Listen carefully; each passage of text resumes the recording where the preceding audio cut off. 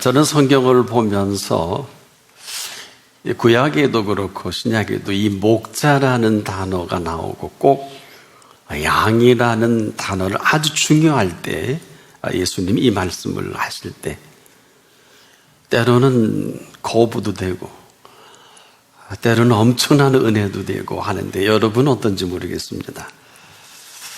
한마디로 왜 목자 아래에 있는 양이어야 할까라는 이런 물음입니다. 그런데 이 생리적으로 보거나 우리가 생태학적으로 볼 때 양과 목자의 관계를 우리가 정확히 볼 수 있다면 그리 어려운 문제는 아닙니다. 목자 아래에 있는 양, 절대로 기진하거나 고생할 이유가 없다 하는 것입니다. 목자가 없다면 이게 맞지만 이 창조하실 때 양을 지으신 분 아닐까요? 그리고 양을 치게 한 목자가 아니실까요? 이 엄청난 이 비밀을 아무도 우리에게 제대로 알려주지 않지만 예수께서는 이렇게 말씀하셨습니다. 저희가 목자 없는 양같이 고생하며 유리함이라. 이 표현을 하시면서 상당히 민망히 여기셨다. 매우 불쌍히 여기신 거죠. 목자가 보는 양의 모습을 촉박하게 표현해 주셨어요. 지금도 이런 아픔으로 우리 모두를 지켜보고 계신 것입니다. 그리고 목자로서의 양을 살피는데 우리 부모님보다 어떤 탁월한 의사보다 그 어느 누구보다도 아주 정확하게 우리를 지금도 지켜보고 계시는데 목자로서의 양을 살피시는 이 목자는 모든 병과 모든 약한 것을 고치시는 목자라 이렇게 소개합니다. 그리고 그 마음을 본문에 표현해 주셨어요. 양을 보시고 그 많은 무리 가운데 불쌍히 여기셨다는 거예요. 근데 우린 불쌍히 여길 만한 사람들이 혹 있을런지 모르지만 다 그런 건 아니잖아요. 근데 왜 불쌍히 여기셨을까요? 한마디로 목자와 양은 어떤 관계입니까? 절대적 관계입니다. 한마디로 목자 없는 양 존재 불가능합니다. 이렇다면 이제는 심각해지죠. 절체절명의 관계가 바로 목자와 양이요. 양과 목자의 관계는 한마디로 사느냐 죽느냐의 관건입니다. 우리가 목자의 마음을 다 헤아릴 수는 없지만은 이 양을 지켜보시는 목자의 이 마음은 어떤 마음일까요? 사실 양은 그가 뭐가 필요한지를 잘 알지 못합니다. 또 속성도 그렇고요. 그래서 양에게 있어서 목자란 양에 필요한 모든 것의 목자이기도 합니다. 그래서 양이 무엇을 원하기 전에 목자는 양의 필요를 먼저 아신다. 이 표현을 사실 먼저 해주셨죠. 우리에게 있어야 할 줄을 아신다고 하셨고 오늘 본문에도 보면 모든 병과 또 모든 약한 것을 고쳐주신다. 약한 것이 어떤 겁니까? 여러분과 제게 아킬레스건과도 같은 이 약한 부분도 있죠. 그런데 이 모든 것이 너에게 있어야 할 줄 아신다. 자, 한마디로 양은 원하는 게 있겠지만은 이 부족한 것조차도 제대로 알지 못하는 양이면서 양의 부족을 목자가 채우신다. 이건 전혀 다른 얘기입니다. 이 얘기는 정확하게 표현하면 양은 그 부족을 모른다 할지라도 또 모를 수밖에 없다 할지라도 목자는 그 양의 부족을 채우시는 목자다. 그렇다면 양의 부족은 목자만이 채울 수가 있습니다. 그래서 우리가 이 기독교 신앙을 또 다른 표현을 한다면 채움의 미학이다 이렇게 표현할 수 있겠습니다. 부족조차도 모르는 이 양이 잘 알지 못해도 목자는 정확하게 그 부족을 알고 그 양을 채워가신다. 이 결과를 양은 그때서야 만족해 합니다. 한마디로 양은 알지 못해도 목자는 이 사실을 정확하게 아시고 부족함이 없게 양이 아니라 목자가 채우시는 목자입니다. 양은 아는 게 제한적이죠. 또 알 수도 없고. 하지만 목자 앞에 있는 양이어야 하는 것은 언제라도 그 양을 향한 목자의 마음을 헤아리시는 목자다. 인도가 뭘까요? 여러분에게 있어서 인도하는 목자는 어떤 목자입니까? 우리가 이 인도라는 단어는 여러 모양으로 우리가 해석하고 또 이 말을 할 수 있지만, 목자가 양을 인도하는 이 실체를 말하는데, 우리가 조심해야 될 것은, 또 긴장해야 될 것은, 양이 목자의 인도를 받아야 하는 것이 아닙니다. 우리 그렇게 생각하지 않습니까? 양이 목자의 인도를 받아야 하는 것이 아니라 목자가 양을 인도합니다. 이 얘기는 전혀 다른 얘기입니다. 하늘과 땅만큼의 차이가 있어요. 인도를 받아야 하는 것이 아니라 인도하시는 그 인도를 말합니다. 여기서 우리가 긴장하지 않을 수가 없어요. 왜냐하면 우리는 지금도 인도받으려고 얼마나 몸부림칩니까? 뭐 잘못된 것만 아니지 않겠습니까만은, 양과 목자에 있어서 양은 궁극적으로 목자의 인도를 받아야 하는 것이 아니라 양은 목자의 인도를 받습니다. 이 이야기가 왜 어마어마하게 중요한 것은, 만일에 이 양이 목자의 인도를 받지 않으면 어떻게 될까요? 이건 상상할 수도 없는데, 우리가 익숙한 것은 목자의 인도가 없으면 다른 인도를 찾아다닙니다. 또 다른 인도를 받아야 되는 줄 생각을 하거든요. 어떻습니까? 그렇지 않습니까? 그럼에도 목자는 양을 인도하시는 목자입니다. 이 이야기는 지금도 우리가 인도를 받아야 하는 것을 전부 몰입이 되어 있다면, 우리가 인도받는 것이 아니라, 인도받아야 하는 것이 아니라 인도받는 것을 말합니다. 인도가 없을 때 그건 어떻게 됩니까? 멈춰야 합니다. 그럼에도 우리는 이 사실에 마음이 견디질 못하죠. 자꾸 인도받아야 하는 이 내 공로로 세팅된 애써 힘써 그 인도조차도 내가 받아야 되는 줄 아는 이러한 인도가 있어요. 그래서 그 인도를 내가 받아야만 인도받는 것으로 잘 이렇게 세팅이 되어 있는 나라면, 양은 그렇지 못합니다. 양은 그럼에도 불구하고 목자의 인도를 받습니다. 그래서 양은 목자 인도가 없으면 꼼짝하지 못해요. 꼴이 어디 있는지 모릅니다. 쉴 만한 물가를 알지 못합니다. 양은 그래요. 근데 양이 아닌 동물들은 얼마든지 걸어다니고 천방지축으로 물길 찾아 먹을 걸 찾아 다니지요.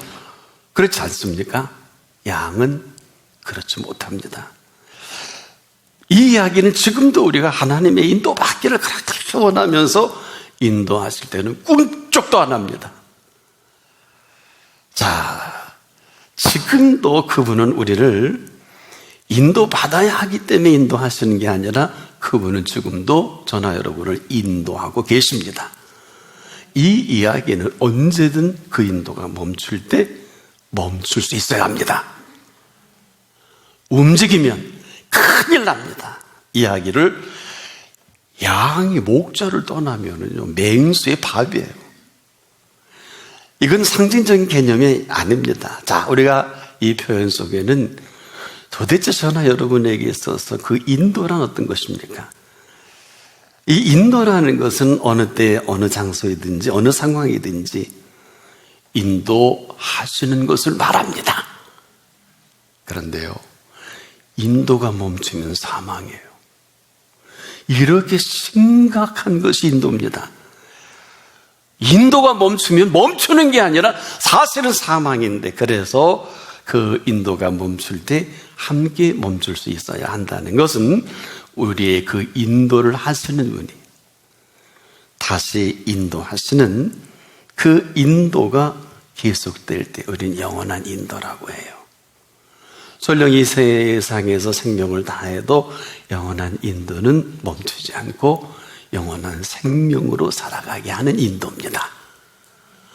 제가 이 큰 틀에서 이렇게 정리를 해보는 것은 지금 우리가 인도를 받는다고 하면서 여전히 내가 인도를 받아야 하는 줄을 여기고 열심히 백방으로 이 방법 저 방법 이 수단 저 수단 다 동원하는데 아무 소용이 없습니다. 여러분, 인도가 없으면 우리는 얼마나 견디기 힘들어요. 병이 들었어요. 죽을 병에 걸렸는데 의사도 못 치료한다고 가정했을 때 이 문제는 전혀 다른 얘기입니다. 우리 맥방으로 노력을 하고 애쓰고 수고하는 의사가 아마 불치라고 하면 어떻게 하시겠습니까? 한번 깊이 생각해 보십시다. 지금도 우리가 인도를 받지 않으면 힘들어하고 우리가 어려워합니다. 여전히 내가 지금 찾아가야 되거든요. 여러분, 내가 나를 책임지지도 못하면서 참 여기에 잘 세팅이 되어 있어요. 그리고 이렇게 사는 게 편해요. 아, 놀라운 일이에요. 어느 틈인가 아주 익숙해진 삶의 습관까지 있습니다. 양이 아니면 이렇게 사는 게 맞아요. 하지만 양은 그 인도가 없으면 절대 움직일 수가 없어요. 뭐 허전하든 안 하든 그 양은 그 목자가 인도할 때까지 멈춰 있어야 합니다. 한마디로 다른 인도가 있기까지 기다릴 수밖에 없다. 여러분, 이 사실이 왜 이렇게 중요합니까? 여러분, 우리가 아브라함 아시죠? 아브라함도 마찬가지예요. 하나님께서도 아브라함에게 그 시간을 알려주신 일이 없어요. 근데 우리가 아브라함이 복받기를 그렇게 소원하면서 우리가 언제까지냐, 어느 때까지 기다려야 하느냐, 답 없어요. 아예 답을 들으려고 생각하지 마십시오. 근데 우리는 지금도 아니야, 이게 하나님의 뜻일 거야, 하나님이 이렇게 인도하시는 게 맞아, 아니면 어떡하실래요? 그 인도가 멈추는 것은 다른 말로 표현하면 움직여서는 안 되기 때문에, 만약에 멈추게 하셨는데 움직이면 사망입니다. 천길만리로 투자해서는 안 될 것에 투자합니다. 가서는 안 될 곳에 갑니다. 책임 못 집니다. 해서는 안 될 일에 거침없이 합니다. 책임지지 않습니다. 여러분, 이 세상은 하나님의 법정과도 같은 걸 아십니까? 이 사실을 알면 알수록, 어느 신학자는 이 사실을 알고 소스라치듯 놀랐다 그래요. 몰랐다는 거예요. 매 순간 매일 하나님의 그 법정에서 끊임없이 결과가 선포된다는 거예요. 전에는 별로 관심이 없었습니다.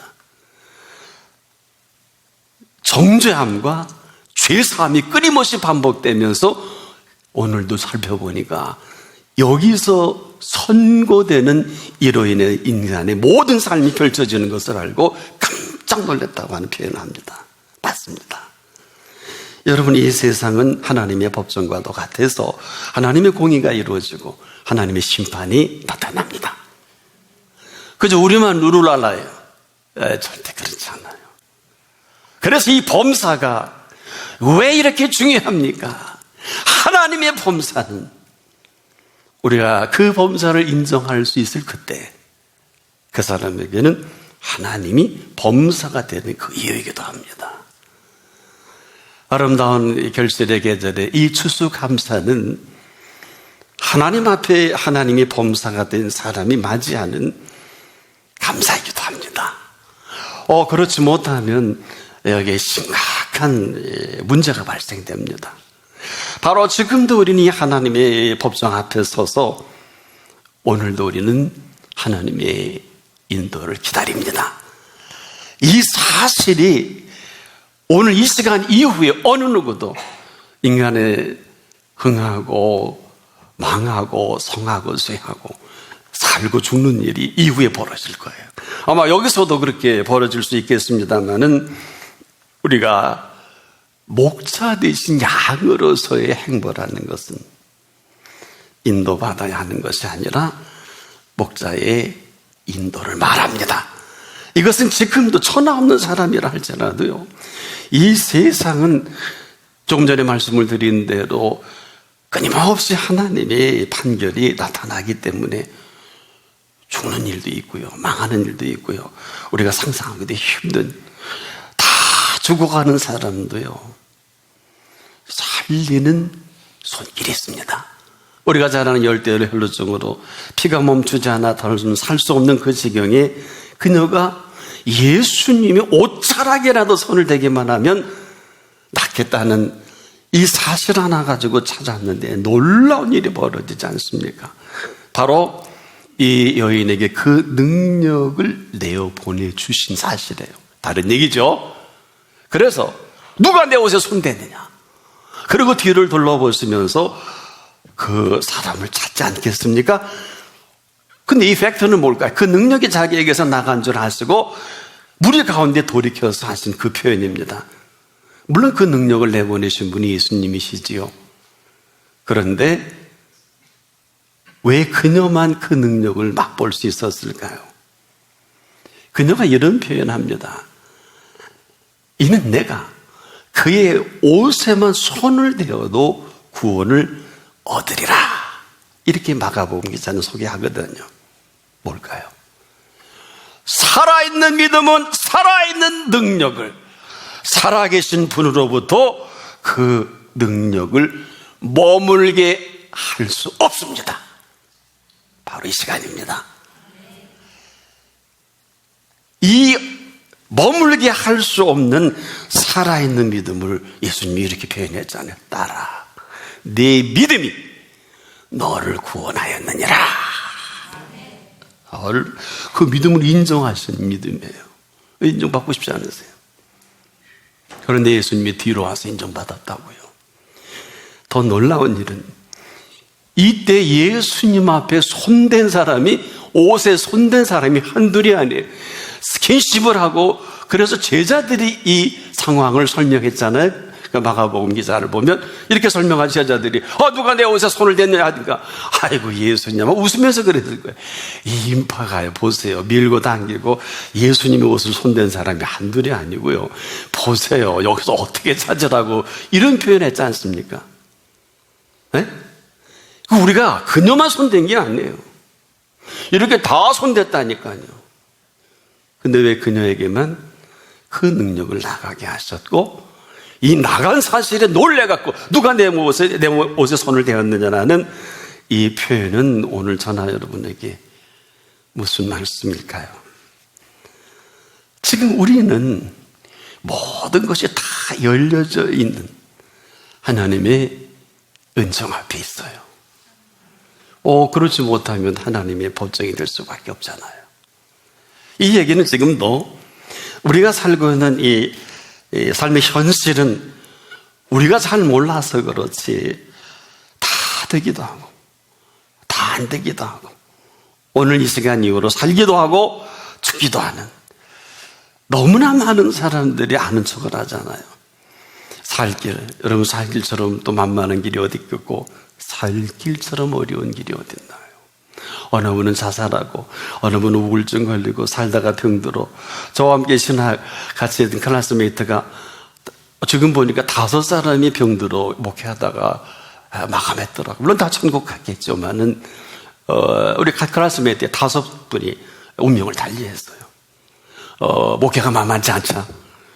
목회하다가 그냥 운명을 다 했더라고요. 그러니까 인간이 살고 죽는 게 우리 뜻대로 되는 것이 아니지 않겠습니까? 그런데 문제는 아무도 그 길을 가르쳐 주지 않아요. 근데 예수님은 나는 길이다. 여러분에게 그 길은 어떤 길입니까? 너무 거짓말들을 많이 하니까 내가 곧 진리다. 하도 생명을 우습게 여기고 경시하니까 생명을 생명답게 여기는 일이 지금 인권 문제가 아니지 않습니까? 그런데 예수님은 나는 생명이다. 뭘까요? 인도받아야 되는 게 아니라 지금이라도 인도하시는 대로 인도받으면 되는 것입니다. 이 이야기가 하늘과 땅만큼의 차이예요. 지금도 우리는 인도받아야 된다고 생각을 한다면 거기까지예요. 인도받아야 하는 것이 아니라 인도하시는 그 인도를 받으면 되는 것입니다. 그래서 이런 표현 하셨어요. 나의 사랑, 나의 어여쁜 자야. 여러분 한 분 한 분은 참 대단히 아름답게 지으신 분들이 있습니다. 우린 다 명품으로 아주 명인이 지으신 거예요. 그래서 나의 사랑이라고 그러셨고 나의 어여쁜 자라고 불러주신 것입니다. 이 이야기는 그 다음이 중요해요. 일어나서 함께 가자. 그 인도입니다. 나의 사랑, 나의 어여쁜 자야. 일어나서 함께 가자. 사랑은 책임을 지는 것을 말합니다. 내 사랑을 사랑한다는 그분이 책임을 지시는 거예요. 어느 정도인 줄 아세요? 지금부터 영원토록 그 인도가 그 사랑으로부터 시작됩니다. 사랑이 심판인 이유가 여기 있어요. 아무도 사랑을 심판인 줄을 모릅니다. 우리가 그 사랑 받지 못하면 심판이에요. 그 사랑 거부하면 심판입니다. 굳이 하나님이 세상을 이처럼 사랑하사 독생자를 주셨으니 이는 저를 믿는 자마다 멸망치 않고 영생을 얻게 하려 하시니라. 이 얘기는 2000년 전에 와서 보십니까? 다 멸망받을 사람밖에 없었던 거예요.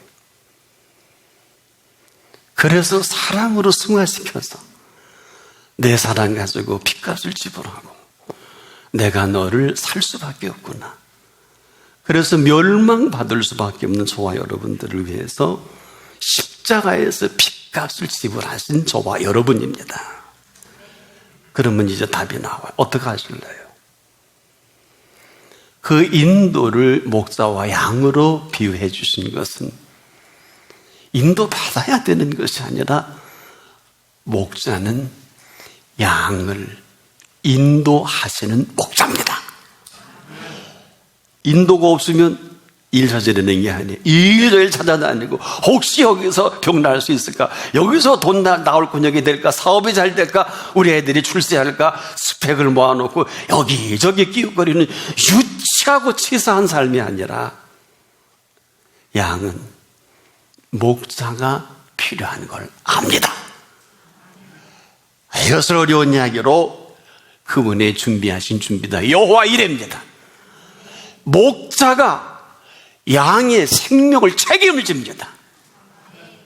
그리고 목자의 인도가 없으면 양은 절대로 움직일 수 없고 움직이면 맹수가 잡아먹습니다.